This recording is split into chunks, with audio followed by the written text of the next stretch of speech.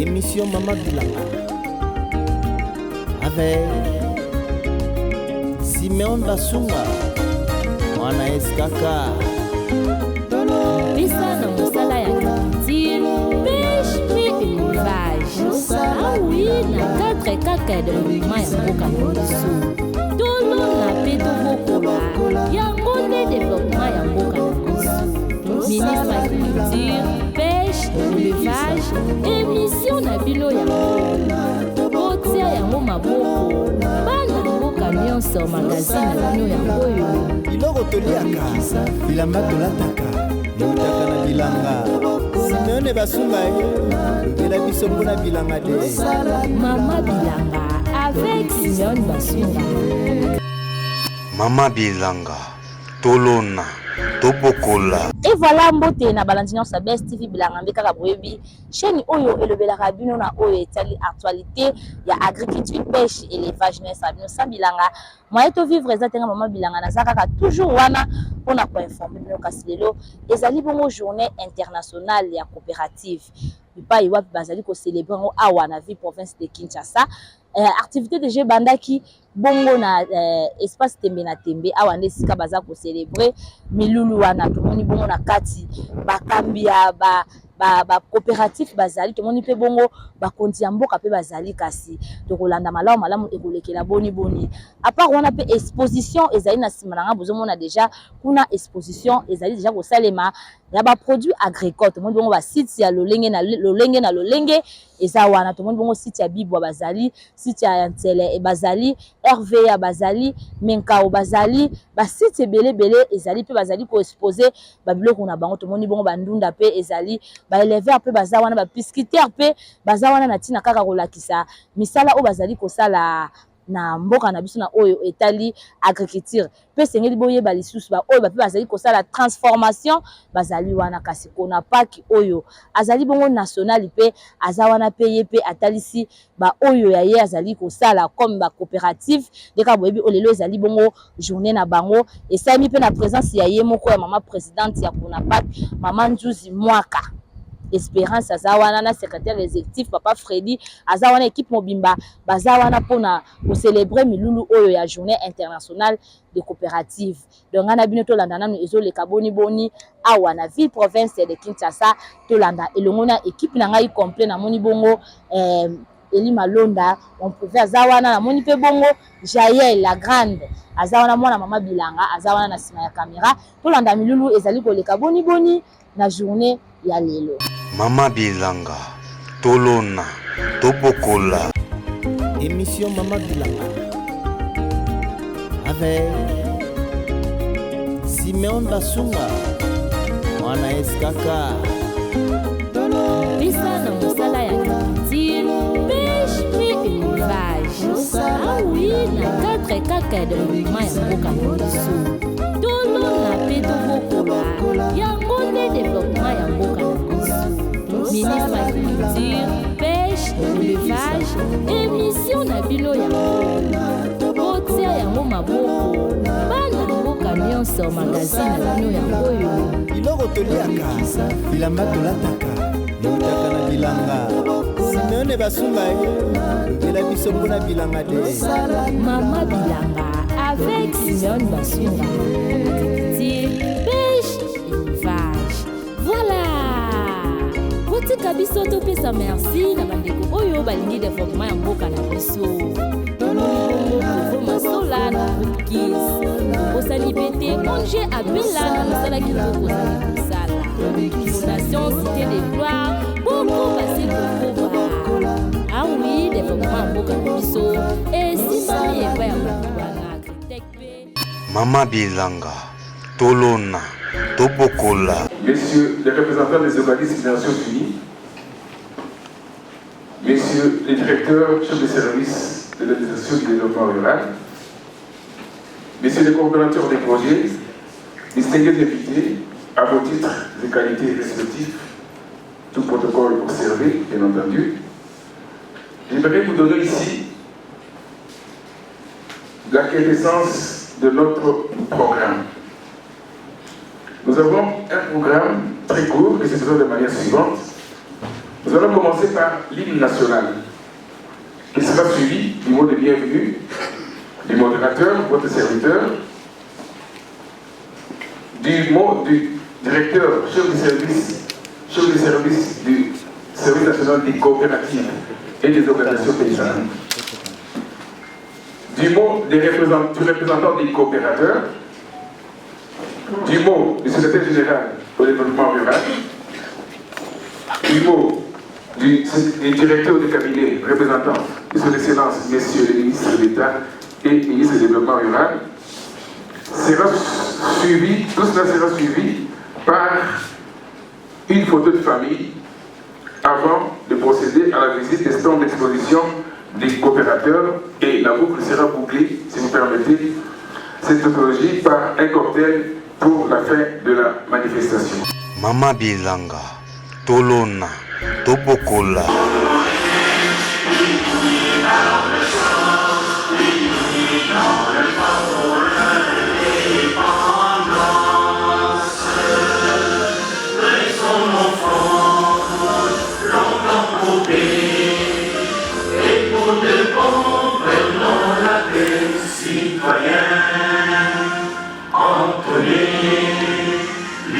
Sacré démontre solidarité, fièrement saluer l'emblème d'or de notre souveraineté. Au pays Congo, bien-aimé Congo, nous peuplerons ton soleil, nous assurerons un soir de demain, jour sacré de l'immortel, serment de liberté, que nous léguons à notre postérité pour toujours. Mama Bilanga, Tolona, Tobokola. Monsieur le ministre d'État, ministre du Développement rural, ici représenté, Son Excellence, Monsieur le gouverneur de la ville, province de Kinshasa, empêché, Monsieur le secrétaire général au développement rural, Monsieur le bourgmestre de la commune de Lingwala, empêché, Monsieur le représentant des organismes du système des Nations Unies, Monsieur le coordonnateur des projets, Monsieur le représentant des 20J à critères ZOA et PROADER, Monsieur le directeur chef des services de l'administration du développement rural, mesdames et messieurs, distingués invités, à vos titres et qualités respectifs. Qu'il nous soit permis ce jour mémorable et solennel de la journée internationale du mouvement coopératif mondial de prendre la parole pour vous en donner la reconnaissance. Il y a plus de 100 ans que les coopératives ont démontré leur rôle et l'importance dans le développement socio-économique des nations. Chaque pays a mis au profit les opportunités qu'offrent les entreprises coopératives dans tous ces aspects. En République démocratique du Congo, le gouvernement a confié la charge du mouvement coopératif national au ministère du Développement rural à travers son service spécialisé. Nous avons cité le Service national des coopératives et organisations paysannes en sigle SNCO. Ce service a été créé par l'arrêté départemental numéro 0049/PCE DDR/89 du 22 mars 1989 portant création d'un service national des coopératives et organisations paysannes en abrégé SNCO.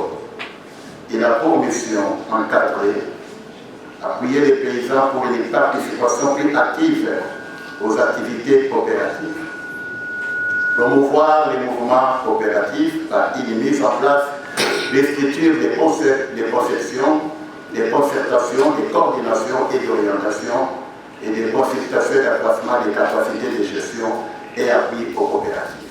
Monsieur le secrétaire général au développement rural,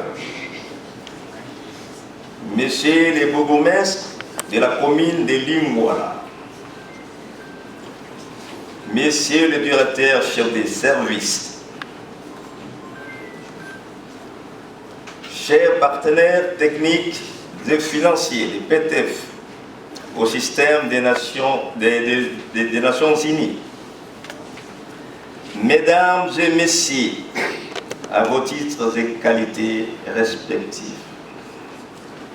distingués invités,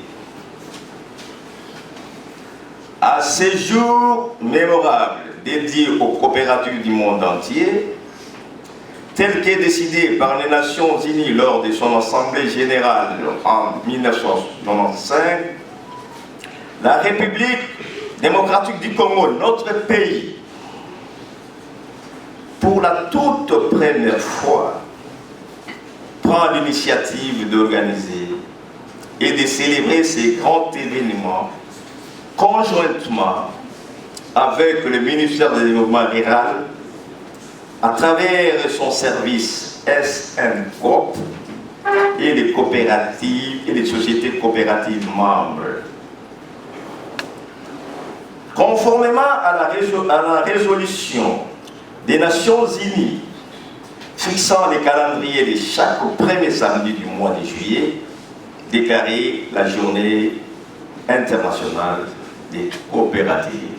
À ce jour combien mémorable où nous célébrons la 30e journée internationale de coopératives décrétée par les Nations Unies et la 102e journée de coopératives, qu'il me soit permis de rendre grâce au Dieu Tout-Puissant, maître des temps et des circonstances, qui a voulu qu'on se retrouve dans ce beau cadre de la salle Garamba, dans la commune de Lingwala, ville-province de Kinshasa, pour redorer cette journée d'un cachet indélébile qui donne une place de choix aux sociétés coopératives sur le plan international en général et en République démocratique du Congo en particulier.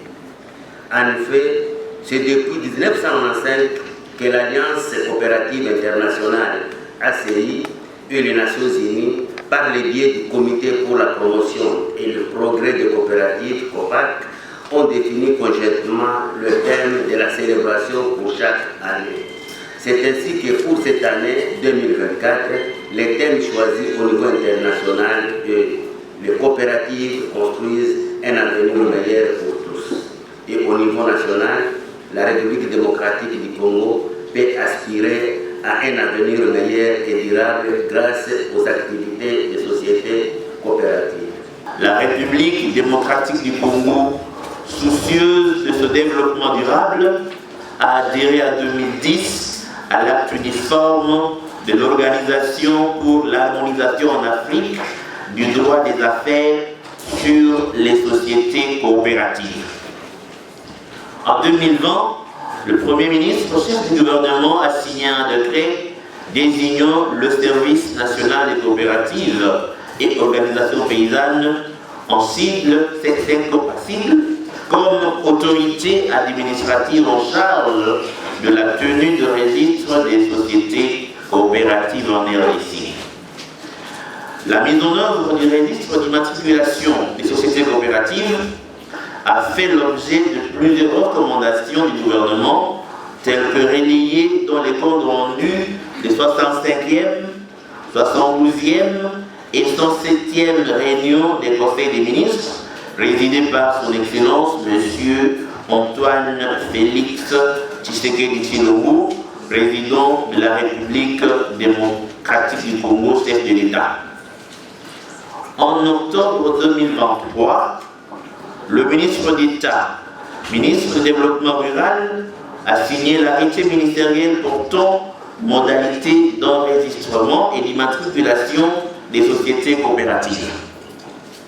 Cet arrêté a permis à notre service technique, à savoir le SECOP, de préparer les outils techniques d'enregistrement et d'immatriculation des sociétés coopératives.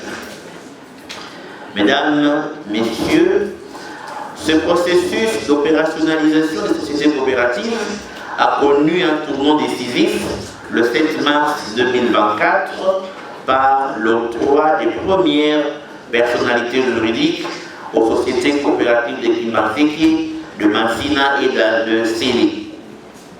À ce jour, le Service national des coopératives et organisations paysannes a octroyé, vous l'avez suivi, 47 personnalités juridiques aux sociétés coopératives de l'île-Provence sur les 26 que compte notre pays. Pour les sociétés coopératives, la personnalité juridique est un document officiel qui lui confère l'autorisation de fonctionner.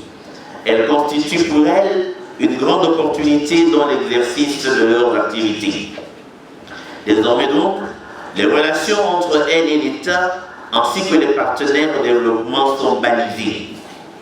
Et votre présence en ce lieu est le fruit de cette coopération et de cette collaboration. Mama Bilanga, Tolona, Tobokola. Et voilà, on a aussi qu'on a une image n'engé na kati ya salle elekelaki kasi tobimi bongo libanda bipa iwaki ba exposer ba produit na bango pour makambo ndeza awa bazalakisi misala na bango bazali kosala ba coopérative o bazali sur terrain bazali pe active bazali kosala musala tout mekana koleka ba stand na bango total lolenge nini exposition zali kosalema ba produit nini bango ba exposer na ba table na bango ngai na bino vraiment tolanda lolenge exposition oyo esalemi awa. Mama Bilanga, Tolona, Tobokola. À la CONAFAC, beaucoup de casquettes. La Confédération nationale des producteurs agricoles du Congo, qui regroupe les paysans du Congo. Alors ici, c'est quelques coopératives, 3 coopératives qui sont ici, parce que ce sont des échantillonnages. Je vais vous montrer. Ici, nous avons le manioc. Ici, les gens qui ont connu les garis. Donc des couscous là au niveau de l'Afrique de l'Ouest, on mange plus ça. Et nous avons commencé la transformation du manioc à base avec le gari. Et ici nous sommes producteurs de riz. Ça c'est le riz bio. Sur Mayombe à Lukula, dans le Congo central. Okay? Alors nous avons les cafés, comme le café du Mayombe, petit ou le robusta. Vous avez 2 types de traitements avant d'arriver dans les cafés. Ici, vous avez les cafés à voie humide. Hein? Et puis ici, vous avez les cafés décortiqués. Alors ici, vous avez maintenant les cafés grillés pour que vous puissiez avoir les cafés moulis. Donc maintenant, tous les cafés que vous prenez dans les papiers, c'est que vous ne connaissez pas, voilà les cafés pour les gens qui ne connaissent pas les cafés. Voilà les graines de café, c'est ça. Et les traitements de café, tout ça c'est des traitements de café. Donc il y a 2 types de traitements, voie humide et voie sèche, et puis la décortication, grillade, et puis vous avez les cafés moulis. En fait, on n'avait pas mis les cafés moulis ici, mais comme on est venu juste, donc prochainement on va vraiment emmener tout ce qui est avec tous les cachets. Alors, nous avons aussi les savons à base du café. Donc les savons noirs pour nous les femmes et pour toute personne, c'est vraiment ça nettoie le pot, tout ça, donc c'est les cafés noirs. Nous avons aussi les verres de karité qui sont ici. Nous avons les verres de karité. Chez nous, nous n'avons pas de verres de karité. Chez nous, nous avons ce genre d'huile qui sort dans les palmiers à huile. Mais ici, c'est les verres de karité. Nous avons, comme je suis national, je suis aussi dans la sous-région. Avec les autres pays, j'ai aussi les amis qui sont dans notre groupe, qui m'envoient les verres de karité parce que je suis international aussi. Alors, nous avons les bananes. Donc, nous faisons aussi les bananes dans les Mayombe. Je pense que vous le savez. On n'a pas amené, mais on a amené juste l'échantillonnage pour connaître que c'est la zone où il y a tout ce que vous pouvez trouver. Alors, dans ça, nous avons l'huile de palme. L'huile de palme, c'est le produit vraiment phare du Mayombe là-bas. Il y a eu beaucoup d'entreprises à l'époque coloniale. Donc, l'huile de palme est là. Dans l'huile de palme, nous avons l'huile palmiste. Nous avons l'huile palmiste et pour faire ces savons noirs, nous avons l'huile palmiste et nous avons aussi des savons pour nettoyage, les habits, les assiettes, tout ça. C'est toujours à base des palmiers à huile. Hein, donc c'est comme ça. La petite table, on n'a pas assez de choses à vous montrer. Alors nous avons commencé aussi... le cacao. Oui, les cacao. Non, maintenant, aujourd'hui, je n'ai pas amené les cacao parce que les cacao... je suis venue vraiment brusquement comme ça. Je viens de Ouganda, aussitôt de ça. Pardon? Comme ça. Ici, c'est maintenant, on peut exporter. Donc ici, nous sommes dans l'exportation. D'ailleurs, nous avons des conteneurs en traitement qui doivent partir. Je pense qu'aujourd'hui, on est en train de faire, je peux avoir 3 conteneurs qui sont en ok, ça c'est les tournesols. On a essayé de voir aussi comment produit des tournesols et dans le tournesols. Nous avons les niébés, les bisagnes. Donc nous avons les niébés, oui. Donc ça c'est notre agricole, c'est dans nos ancêtres. C'est l'agricole et nos ancêtres prenaient. Voilà un peu la table qui présente la CONAPAC. Mais tous les paysans qui sont membres de la CONAPAC, vous allez les trouver dans leur place. Merci beaucoup. Pour la parole, nous sommes des coopérateurs, des sociétés coopératives au niveau de Kinshasa et sociétés coopératives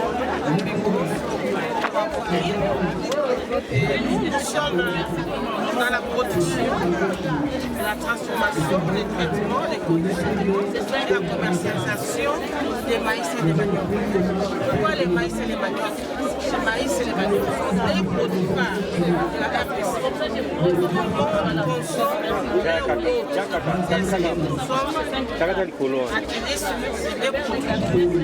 Nous les produisons nous-mêmes. C'est pour que c'est bio, il n'y a que bio seulement. Pas des engrais chimiques. Aubergine, ils ont 2000, 1000 francs, 1500 peu. Solo, vous êtes à 50 mois, c'est 2000 francs. Et voilà, nous avons un montage, c'est que nous avons un stand awa, nous avons un sourire, papa, maman, baza, on a ça, nous sommes bien, on a vu les actes, et pas les bouffons, on a été à l'auberge. Botalana. Et nous avons un pays, nous sommes mais kaka awa, la vie proteste de Kinshasa. En plus, ça va être une minute, on peut s'acheter la détail, et là, on va salir que ça, l'auberge là-bas. Comment les papas, on ça, comment il est déjà à la journée internationale de coopérative. Et là, on y va, on peut aussi par rapport à la journée.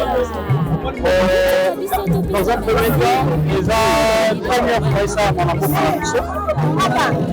Pour profiter d'abord de l'Olimba, qui est la République démocratique du Congo. Nous allons faire le Sangana, à me préoccuper que tout ça est la carte de la coopérative. Donc, présence de la mission de que vous acceptez mobilité la République démocratique du Congo, vous allez faire, vous allez pour la carte de la coopérative. Parce que c'est mission aux assises mini, les coopératives mini, nous on a vu dans la mine des années. Alors, le Sika Yambio produit aux hommes et vous justement la commune de Massina, justement la site public qui a tué Massina. Donc, la spécialité de la mission est alliée à produits vivrières et produits maraîchers.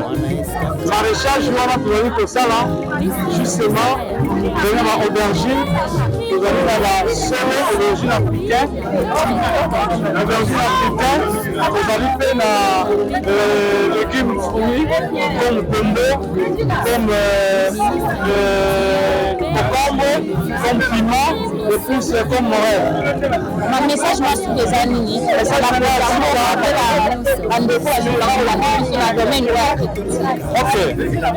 n'arrive ça va pour les amours.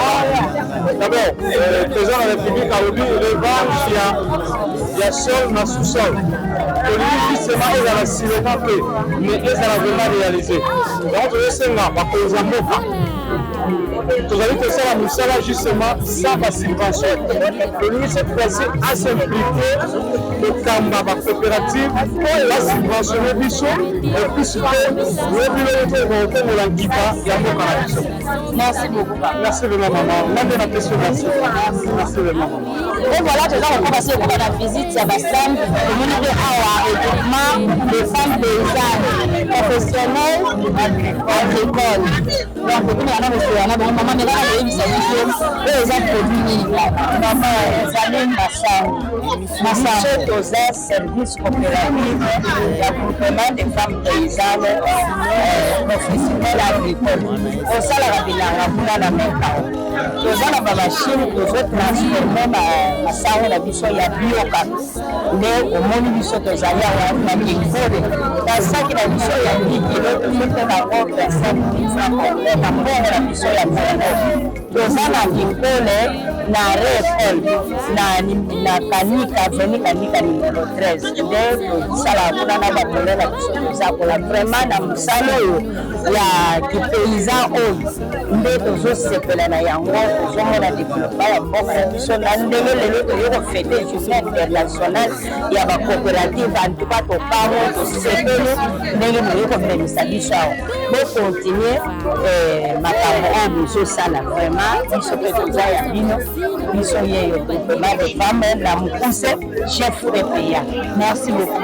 Kombo na ngai mama Renilde Teyele na grande famille Kopako. Mama présidente na biso azalaki empêché d'atingi biso oyo mama présidente na biso komona mama Botoma Magi toza na famille Kopako. Vraiment merci beaucoup maman, courage. Merci beaucoup pour cette émission. Et voilà, nous allons passer le débat à vos amis de la Ndinga.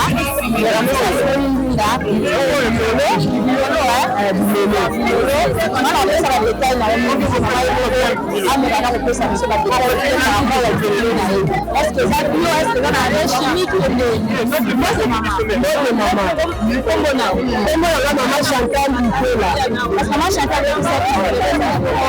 journée internationale de coopérative. Il y a un peu vraiment au famille papa.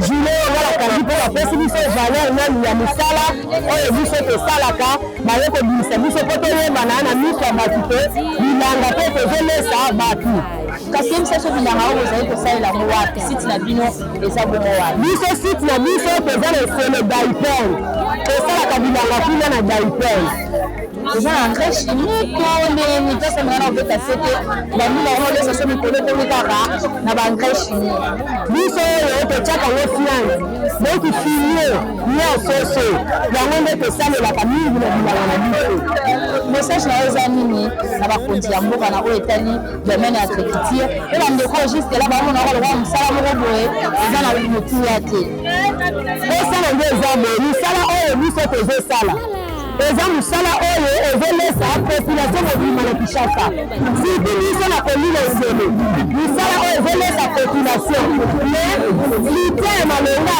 eza te litakosoutenir biso aza te sidi biso na komine Nzele bakipaka biso te donc tosalaka na befort na biso moko yango tozosenga leta aya kosoutenir biso na komine Nzele babénéfice nyonso baninga bazwaka biso te tozala babénéficiaire na yango po toyeba kokende liboso mboka na biso kotifanga nzala te asenga bakonza mboka basoutenir bango na nsele bango babénéficiare na bango te na oyo etali droit na bamambo etali bilanga donc bazosenga bango bakonza mboka omeka bango kobwaka miso na bino mingimingi mpona na nsele po nsele mpe eza vaste bazosala mosala comme il faut toyakokoba se kokoba na visite na biso tolanda osala bino salilanga maite vivre eza te omoni mbisi otana monene ya mbisi oyo donc tosalaka visite na bastand napesa détail na tobokanisa mosusu bambisi oyo tomona babetaka batongana evimbaka toyokanisa yango na tomekana kosuwa na bango moko